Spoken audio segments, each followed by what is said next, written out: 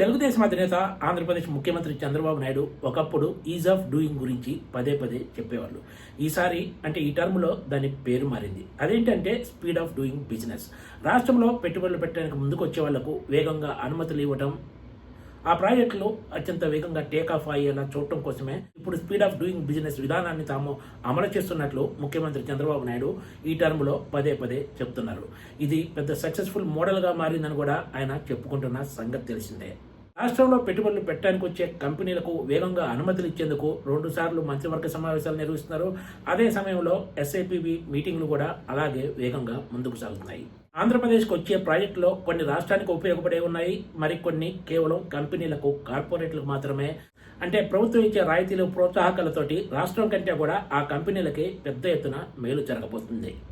ఆంధ్రప్రదేశ్లో కూటమి ప్రభుత్వం కొలువు తీరి మరో 10 రోజుల్లో 2 ఏళ్లు పూర్తి కానుంది. కానీ పదే పదే స్పీడ్ ఆఫ్ డూయింగ్ బిజినెస్ గురించి చెప్పే ముఖ్యమంత్రి చంద్రబాబు నాయుడు 2 ఏళ్లు పూర్తి కావస్తున్నా కూడా విశాఖపట్నంలో గత జగన్మోహన్ రెడ్డి సర్కార్ 500 కోట్ల రూపాయల అంచనా వ్యయంతో నిర్మించిన రుషికొండ భవనాలపై మాత్రం ఇంతవరకు ఎలాంటి నిర్ణయం తీసుకోలేదు. ఇదే అంశంపై మంత్రివర్గ ఉపసంఘాన్ని నియమించారు. మంత్రివర్గ ఉపసంఘం కూడా పలుమార్లు భేటీ అయి ప్రభుత్వానికి నివేదిక సమర్పించినట్లు గతంలోనే మీడియాలో వార్తలు వచ్చాయి. వైసీపీ హయాంలో కట్టిన రుషికొండ భవనాలపై టీడీపీ పెద్ద ఎత్తున రాజకీయ ప్రయోజనం పొందింది. ఒక రాజకీయ పార్టీగా దీన్ని పెద్దగా తప్పు పట్టాల్సిన అవసరం లేదు. కానీ 2 ఏళ్ల పాటు ఈ భవనాలను అలా ఖాళీగా ఉంచడం వలన సర్కారుపై విద్యుత్ ఛార్జీలతో పాటు ఇతర నిర్వహణ భారం కూడా కోట్ల రూపాయల్లో పడుతుందని అధికార వర్గాలు చెబుతున్నాయి.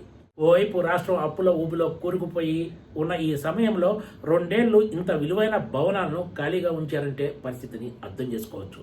500 కోట్ల రూపాయల ఖర్చు పెట్టి కట్టిన భవనాలను ఇలా ఖాళీగా ఉంచడం ఒక తప్పు అయితే, ఇలా ఖాళీగా ఉంచడం వలన ఎలాంటి లాభం లేకపోగా సర్కారుకు అదనపు భారంగా మారటంతో ప్రభుత్వం ఇప్పుడు పెద్ద ఎత్తున విమర్శలు ఎదుర్కోవాల్సి వస్తుంది.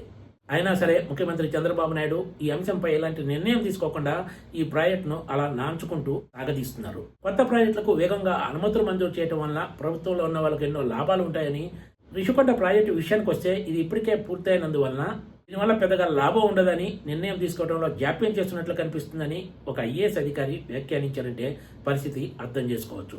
ఆతిథ్య రంగంలోని దిగ్గజ సంస్థలైన తాజ్ హోటల్స్తో పాటు లీలా ప్యాలెస్, ఇతర కంపెనీలు కూడా రుషికొండ భవనాలను తీసుకోవడానికి ముందుకొచ్చినట్లు కేబినెట్ సబ్ కమిటీ మీటింగ్ తర్వాత కొంతమంది మంత్రులు మీడియా సాక్షిగా వెల్లడించారు.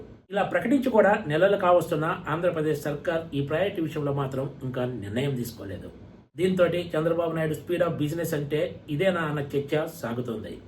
కనీసం కూటమి ప్రభుత్వం కొలువు తీరి 2 ఏళ్లు పూర్తి అయ్యే లోపైనా దీనిపై నిర్ణయం తీసుకుంటారో లేదో వేచి చూడాల్సిందే. Please subscribe TGTV.